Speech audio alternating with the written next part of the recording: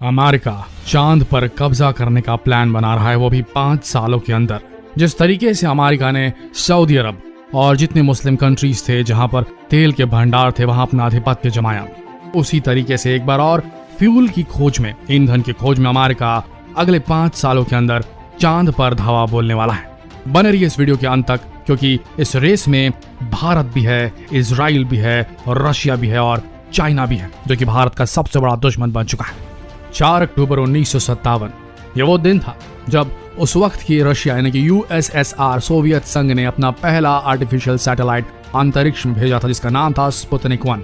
और जैसे ही ये हुआ, जैसे ही स्पुतनिक 1 का सफल प्रक्षेपण हुआ और वो सफल हुआ इसका प्रक्षेपण, उसी वक्त शुरू हो गई पहली स्पेस वॉर। हालांकि इस स्पेस वॉर में सिर्फ 2 देश शामिल थे, एक था अमेरिका और दूसरा था रशिया। लेकिन बेहद सक्सेसफुल मिशंस लॉन्च करने के बाद भी रशिया पीछे रह गया और बाजी अमेरिका ने मार ली 1969 में, जब उसने पहला मानव चांद की धरती पर उतारा, नील आर्मस्ट्रांग। जी हाँ, और रशिया को पड़ी बहुत बड़ी मुहकी और ये स्पेस रेस वहीं खत्म हो गई। अमेरिका ये स्पेस रेस जीत चुका था। लेकिन दोस्तों, मॉडर्न एरा में फिर एक बार स्पेस रेस शुरू होने वाली है। लेकिन इस बार ये द्विपक्षीय रेस नहीं होगी जिसमें अमेरिका और रशिया ही हो, क्योंकि इस बार जो कंटेस्टेंट है उनके नाम कुछ इस तरीके से: अमेरिका, रशिया, इजराइल, चाइना और सबसे आखिरी में आता है भारत। जी हाँ, भारत भी इस कॉन्टेस्ट में उतर चुका है चांद की धरती पर कब्जा करने के लिए, चांद की धरती पर क्लेम करने के लिए। लेकिन सबसे बड़ी बात यह है कि चांद की धरती पर क्लेम कोई देश कैसे कर सकता है, क्योंकि एक ट्रीटी है जिसे सारे देशों ने साइन किया हुआ है। उस ट्रीटी में कहा गया है कि अंतरिक्ष के किसी भी सेलेस्टियल बॉडी, किसी भी अंतरिक्षीय पिंड पर किसी देश का स्वामित्व नहीं हो सकता, और जितने भी सेलेस्टियल बॉडीज है उनका इस्तेमाल सिर्फ और सिर्फ पीसफुल पर्पसेस के लिए किया जाना चाहिए, शांति के लिए इस्तेमाल किया जाना चाहिए, किसी किस्म के हमले के लिए नहीं किया जा सकता। लेकिन इस ट्रीटी में बहुत बड़ा होल है दोस्तों। स्पेस एक्सप्लोरेशन ट्रीटी में एक बहुत बड़ा होल ये है कि कहीं ये नहीं कहा गया है कि कोई भी देश अपने आप को स्पेस में मिलिटराइज नहीं कर सकता, कोई भी देश स्पेस में अपने मिलिट्री स्टेशन स्थापित नहीं कर सकता। और यहां से शुरू होती है तकलीफ। रशिया चाहता है कि अंतरिक्ष पर सबका हक है, किसी एक देश का नहीं, और यहीं पर से समस्या शुरू होती है। लेकिन सबसे बड़ी बात यह है कि आखिर ऐसा क्या है चांद की धरती के नीचे, जिसे पाने के लिए 5 super powers America, Russia, Israel, China और भारत एक साथ जुटे पड़े हैं लूनर मिशंस भेजने के लिए, चांद पर मिशन भेजने के लिए। ऐसा क्या छिपा हुआ है चांद की धरती के नीचे जिसके लिए ये 5 देश आने वाले समय में शायद लड़ जाने वाले हैं? बने रहिए हमारे साथ इस वीडियो के अंत तक, क्योंकि बहुत बड़ा खुलासा आज इस वीडियो के माध्यम से हम करने वाले हैं आपके सामने। दोस्तों, जितने भी लूनर मिशन चांद पर भेजे गए थे अमेरिका और रशिया के द्वारा, वहां पर जब वहां की जो सॉइल थी, वहां की जो मिट्टी थी, उसे एकत्रित करके वापस धरती पे लाया गया और उसको एग्जामिन किया गया, तो पता चला कि चांद की धरती में बहुत सारे वैल्यूएबल एलिमेंट्स हो सकते हैं, जैसे कि प्रेशियस एलिमेंट जिसमें गोल्ड आता है, डायमंड आता है, वहाँ सिलिकॉन हो सकता है, वहाँ पर पानी हो सकता है, वहाँ पर टाइटेनियम हो सकता है, और उसके साथ ही वहाँ पर हो सकता है हीलियम 3। आज इस वीडियो में हम वो कारण बताने वाले हैं आपको जिसकी वजह से आने वाले समय में फिर एक बार स्पेस रेस, एक बार फिर से स्पेस वॉर शुरू होगी सुपर पावर्स के बीच में, और वो कारण है हीलियम 3। बने रहिए हमारे साथ, आखिर क्यों है हीलियम 3 इतना महत्वपूर्ण। दोस्तों, धरती पर जो न्यूक्लियर रिएक्टर लगे हुए होते हैं, जिनका काम न्यूक्लियर एनर्जी को इलेक्ट्रिसिटी में कन्वर्ट करना रहता है, उन न्यूक्लियर रिएक्टर्स में रेडियो एक्टिव एलिमेंट्स का इस्तेमाल किया जाता है, जो काफी मात्रा में एनर्जी रिलीज करते हैं गर्मी के माध्यम से, हीट के माध्यम से। न्यूक्लियर रिएक्टर में उस हीट से पानी को उबाला जाता है, वो पानी उबला जो होता है, जो भाप होती है, उसे टरबाइन को रोटेट किया जाता है और टरबाइन के घूमने से जनरेट होती है इलेक्ट्रिसिटी। लेकिन किसी भी न्यूक्लियर रिएक्टर में जो धरती पर अभी चल रहा है, उसमें न्यूक्लियर फिजन रिएक्शन के माध्यम से बिजली बनाई जाती है। लेकिन इसकी सबसे बड़ी समस्या है इस प्रोसेस की, इसमें भारी मात्रा में न्यूक्लियर वेस्ट जनरेट होती है, जिसे धरती पर फेंका नहीं जा सकता। इसे अंडरग्राउंड 40 सालों तक रखना पड़ता है और इसे रखना बेहद खतरनाक है। और इस न्यूक्लियर वेस्ट की वजह से हमारी धरती, हमारा पर्यावरण पॉल्यूट होता जा रहा है, और ये काफी महंगा प्रोसेस है, क्योंकि न्यूक्लियर फिजन के लिए यूरेनियम का इस्तेमाल किया जाता है, जो कि बहुत महंगा एलिमेंट है। लेकिन इसके लिए एक नया तोड़ साइंटिस्ट ने निकाला था, और वो ये था कि न्यूक्लियर फिजन की जगह न्यूक्लियर फ्यूजन रिएक्शन का इस्तेमाल किया जाए, जो कि सूर्य की सतह पर होता है और बेहद ज्यादा मात्रा में एनर्जी रिलीज करता है। लेकिन न्यूक्लियर फ्यूजन पे बेस्ड रिएक्टर को बनाने में सबसे बड़ी अड़चन ये थी कि न्यूक्लियर फ्यूजन रिएक्शन को कंट्रोल करना बेहद मुश्किल होता है। और हीलियम 3 इस रिएक्शन को, न्यूक्लियर फ्यूजन रिएक्शन को कंट्रोल करने में एक बहुत बड़ी कुंजी, एक बहुत बड़ी चाबी साबित हो सकता है। हीलियम 3 के अंदर एक यूनिक एटॉमिक स्ट्रक्चर होता है और यही सबसे बड़ी चाबी है न्यूक्लियर फ्यूजन रिएक्शन को सक्सेसफुली करने के लिए। न्यूक्लियर फ्यूजन रिएक्शन करने के लिए ड्यूटेरियम और ट्रिटियम, ये दोनों हाइड्रोजन के आइसोटोप होते हैं और लाइट गैसेस होती हैं।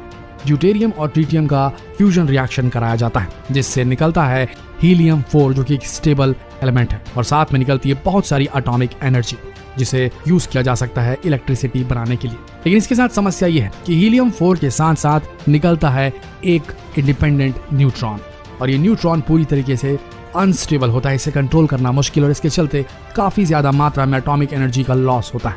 अगर हम चांद पर से हीलियम 3 ले आए और हीलियम 3 और ड्यूटेरियम के बीच में, ना कि ट्रिटियम के बीच में, यानी कि हीलियम 3 और ड्यूटेरियम के बीच में अगर हम न्यूक्लियर फ्यूजन रिएक्शन कराएं तो इसके साथ होगी बहुत ज्यादा एटॉमिक एनर्जी निकलेगी इस फ्यूजन रिएक्शन से, लेकिन इसके साथ एक भी न्यूट्रॉन नहीं बल्कि प्रोटॉन निकलेगा जिसे कंट्रोल करना बेहद आसान है और साथ ही नहीं निकलेगा तो न्यूक्लियर वेस्ट।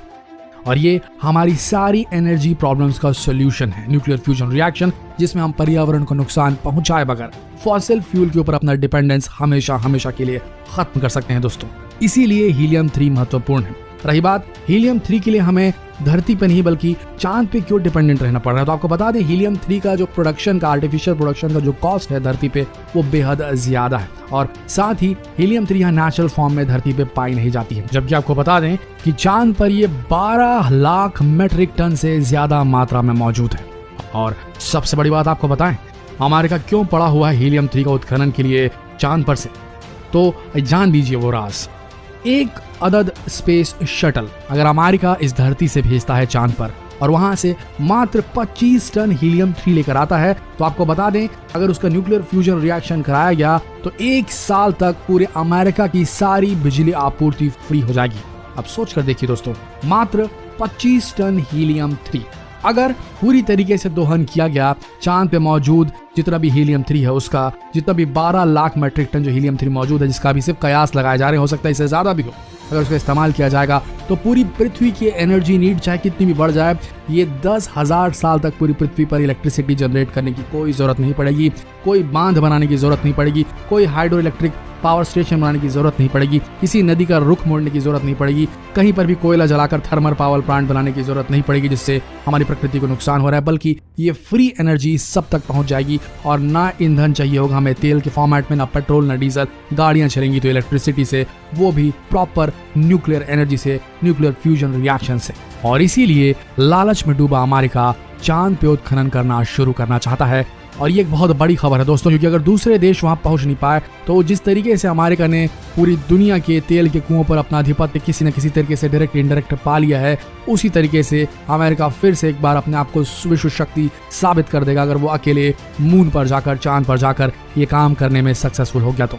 इसीलिए भारत के पास भी मौका है और रशिया के पास भी मौका है, चाइना और इजराइल के पास भी मौका है कि वो अपना हिस्सा चांद पर क्लेम करें, अन्यथा बहुत लेट हो जाएगी। वैसे आपको बता दें कि हमारे पास 15 साल बचे हुए, जी हाँ, अभी चल रहा है 2020, 2035 तक दुनिया का पहला न्यूक्लियर फ्यूजन रिएक्टर बन के तैयार हो जाएगा, जिसमें हम successfully nuclear fusion reaction controlled way में कर पाएंगे और बहुत ज्यादा एनर्जी, बहुत ज्यादा इलेक्ट्रिसिटी जनरेट कर पाएंगे बेहद कम खर्च पे। 15 सालों के अंदर जो भी देश चाहेगा वो जा सकता है मून में, चांद पे, और वहां से हीलियम 3 एक्सट्रैक्ट करने का अपना प्रोसीजर वो शुरू कर सकता है। लेकिन इसमें हम कहां खड़े हैं और अमेरिका और रूस कहां खड़े हैं, आइए जानते हैं। आपको बता दें दोस्तों, अमेरिका का ये ईविल प्लान है कि वो $35 बिलियन लगाकर 2024 तक के अपना मानव फिर से एक बार वहां उतार सके चांद की धरती पर। जी हाँ, फिर से एक बार अमेरिकी एस्ट्रोनॉट उतरेगा चांद की धरती पर और इस बार वो उतरेगा वहां पर अपना एक बेस बनाने के लिए। वहां पर लूनर एक्सपेडिशंस जो कि वहां की धरती पर रहकर लॉन्च किए जाएंगे और उत्खनन के लिए वहां सर्वेस करने शुरू हो जाएंगे 2024 से। इस मिशन का नाम अमेरिकियों ने रखा है प्रोजेक्ट आर्टेमिस और इसके लिए $35 बिलियन का बहुत बड़ा खर्चा अमेरिका कर रही है। लेकिन आपको बता दें दोस्तों, ये $35 बिलियन मात्र 5% है अमेरिका के सैन्य बजट का। मतलब अगर अमेरिका को जरा भी फायदा दिखा तो वो ज्यादा इन्वेस्ट करने में पीछे नहीं हटेगा। लेकिन इसी बीच आपको बता दें कि 2024 जो है वो अमेरिका के लिए महत्वपूर्ण तो है, वहां पर वो फिर से एक बार अपने एस्ट्रोनॉट को उतारेगा चांद की धरती पर। लेकिन उसके साथ ही 2030 तक उसका प्लान है वहां पर पूरी तरीके से एक पुख्ता बेस बना देने का, ताकि माइनिंग का काम शुरू हो सके। इसके ठीक अपोजिट खड़ा हुआ है रशिया का रोसकॉस्मोस। रशिया का स्पेस एक्सप्लोरेशन, वहां का जो अंतरिक्ष अनुसंधान केंद्र है रशिया का रोसकॉस्मोस, वो लगा हुआ है पूरी तरीके से नासा को फेल करने के लिए।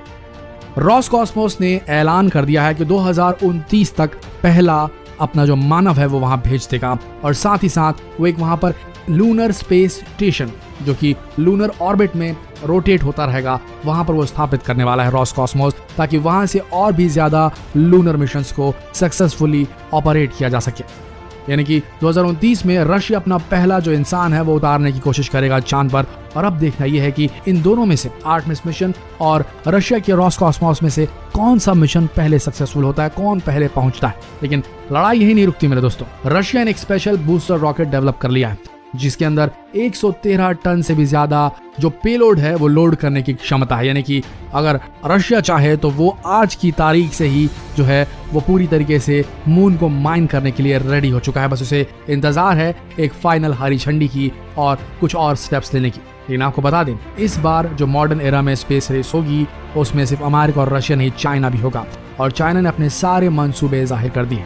चाइना ने 2007 में अपना पहला मून मिशन भेजा था, एक सैटेलाइट, और 2013 में उसने उस सैटेलाइट की सॉफ्ट लैंडिंग सक्सेसफुली स्टेज 3 की करा दी थी। और उसके बाद चाइना ने फिर एक बार और उसका दूसरा सैटेलाइट चांद पर भेजा 2019 में, और नाम था उसका U22, और फिर ये सक्सेसफुल रहा। और अब उसका ये जो प्रोब है अब वो वहाँ का सर्वेक्षण कर रहा है चांद का, और पूरी जानकारी एकत्रित कर रहा है कि चांद की धरती पर आखिर है क्या।